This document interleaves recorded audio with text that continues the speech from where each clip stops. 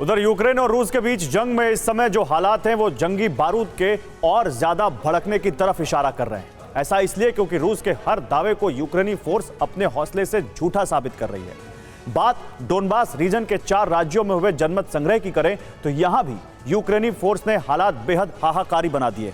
एक तरफ रूस ने जनमत संग्रह कराया और पुतिन ने चारों राज्यों के विलय पर दस्तखत कर दिए, लेकिन दूसरी तरफ यूक्रेनी फोर्स डोनेस्क राज्य में न सिर्फ दाखिल हो गई बल्कि डोनेस्क राज्य के एक शहर को वापस हासिल भी कर लिया। यही वजह है कि जंग और ज्यादा बारूदी होने के पूरे आसार हैं। न्यूक्लियर हथियार के इस्तेमाल की भी है। देखिए एक्सक्लूसिव रिपोर्ट। यूक्रेन का मिशन बदला, रूस का तोड़ा हौसला।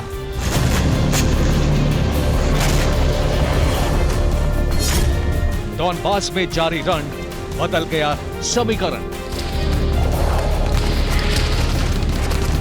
कृषि से हर दिन, हर महीने, हर साल, इतना ही नहीं आपके रिटायरमेंट के लिए भी पैसे कमाना है? फिर देरी किस बात की? फ्रीडम ऐप को अब भी डाउनलोड कीजिए।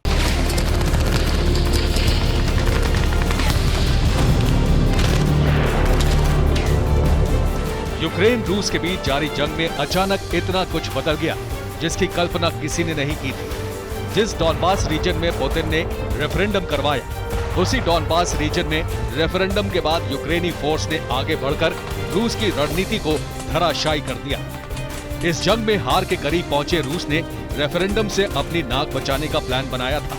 उस समीकरण को ही यूक्रेन की फोर्स ने बदल दिया। यूक्रेन रूस के बीच जंग के बिल्कुल लेटेस्ट विजुअल देखिए और इन विजुअल से हालात समझिए। एक भी तस्वीर ऐसी नहीं है जिसमें रशियन फोर्स यूक्रेनी सेना पर भारी पड़ती दिख रही हो। अलबत्ता रशियन आर्मी कहीं भागती हुई नजर आती है तो कहीं यूक्रेनी फोर्स के बारूद से रूसी खेमे में मची तबाही दिखती है।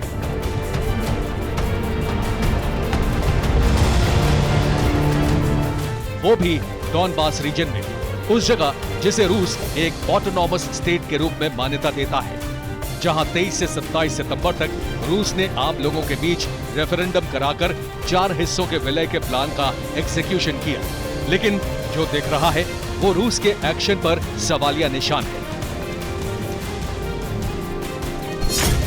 तो क्या यूक्रेनी फोर्स के हौसले से रूसी सेना जंग हार गई थी? क्या मॉस्को ने नाक बचाने के लिए जनमत संग्रह कराया था? और क्या 4 राज्यों के विलय पर दस्तखत से भ्रम बनाया गया?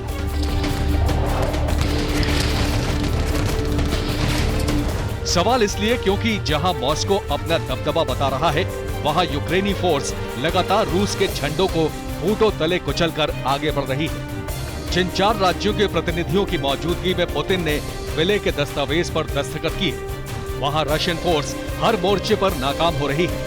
इसलिए मौजूदा हालात रूस के हर दावे और कवायद को शंका के दायरे में खड़ा करते हैं और बतौर यूक्रेनी फोर्स की तरफ से जारी वीडियो को नकारना इतना आसान नहीं है। अब तस्वीरों का विश्लेषण जानने से पहले देखिए वो राज्य जिसके विलय पर मॉस्को में पुतिन ने दस्तखत किए। पुतिन के आदेश के तहत डॉनबास रीजन के लुहांस्क, डोनेस्क, ज़पोरिज़िया और खेर्सोन राज्य में जनमत संग्रह कराया गया था। ये काम 27 सितंबर को पूरा हो चुका था और नतीजे का इंतजार 30 सितंबर तक किया गया। लेकिन आम जनता के सामने आदेश का खुलासा किए बिना ही चारों राज्यों के रूस समर्थित प्रतिनिधियों की मौजूदगी में पुतिन ने इनके विलय पर दस्तखत कर दिए।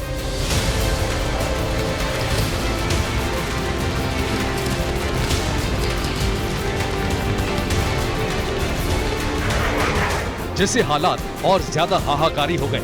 यूक्रेनी फोर्स ज्यादा आक्रामकता के साथ डॉनबास रीजन की तरफ बढ़ी और अपना हक, अपनी जमीन छीनने में लगातार कामयाबी हासिल करने लगी।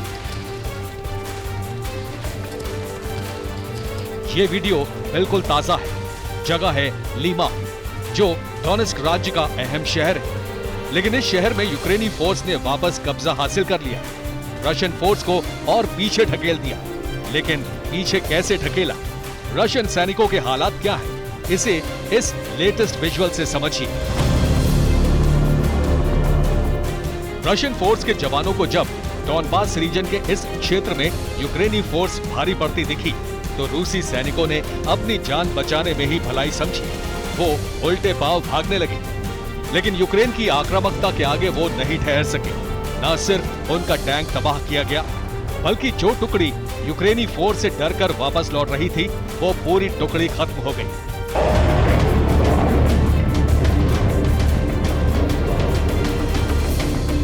सिर्फ इतना ही नहीं, रूस पर भारी पड़ती यूक्रेनी फोर्स के ऐसे कई सबूत बतौर वीडियो सामने आ गए हैं जो देखने में सामान्य नहीं है, लेकिन हालात बता रहे हैं कि ये बिल्कुल सच है। यूक्रेन के एक्शन और आक्रामक रुख के आगे रशियन फोर्स घुटने टेकने को मजबूर है।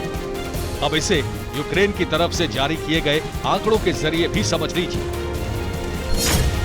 यूक्रेन आर्म्ड फोर्स की तरफ से जारी आंकड़ों के मुताबिक जंग में अब तक रूस के करीब 60,110 सैनिकों की मौत हो चुकी है। वहीं करीब 2,377 tanks, 4,975 APV, 1,405 artillery unit, 337 MLRS, 176 air defence system भी यूक्रेन ने तबाह कर दिए हैं।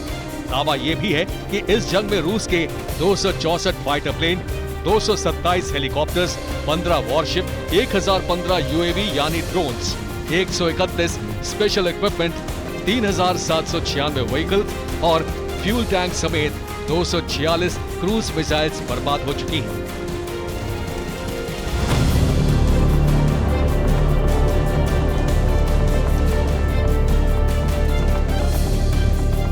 हालांकि दावा यूक्रेन का है, लेकिन यूक्रेन के अंदर कबाड़ में तब्दील बिखरे पड़े रशियन इक्विपमेंट्स इस दावे की कुछ हद तक तस्दीक करते हैं।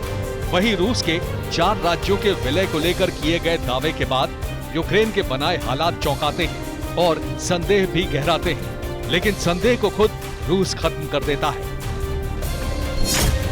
दरअसल चेचनिया फोर्स के चीफ रमजान कादिरोव ने रूस से न्यूक्लियर हमला करने की मांग की है।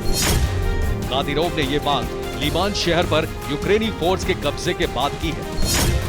दावे के मुताबिक कादिरोव लीमान शहर का बदला लेने के लिए उतावला हो रहा है। हालांकि रूस की तरफ से अभी तक कादिरोव के बयान पर कोई आश्वासन नहीं दिया गया है।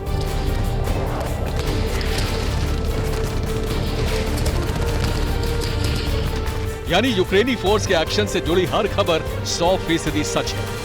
जिस डॉनबास के विलय के लिए रूस ने पूरा जाल फैलाया, उस जाल में यूक्रेन ने सुराख कर दिया है और अब ये जाल पूरी तरह बर्बाद होने जा रहा है, जिसकी पुष्टि कादिरोव की मांग से हो जाती है। लेकिन इस मांग को पूरी करना रूस के लिए इतना आसान नहीं है। टैक्टिकल न्यूक्लियर हथियारों के इस्तेमाल से पहले भी मॉस्को के थिंक टैंक्स को 1000 बार सोचना होगा, क्योंकि इस माइक्रो न्यूक्लियर वेपन के इस्तेमाल का सीधा मतलब होगा रूस जंग हार चुका है। बस जो भी अभी जंग में बारूदी एक्शन दिख रहा है, वो सिर्फ अपनी सुपर पावर की साख बचाने की कवायद है।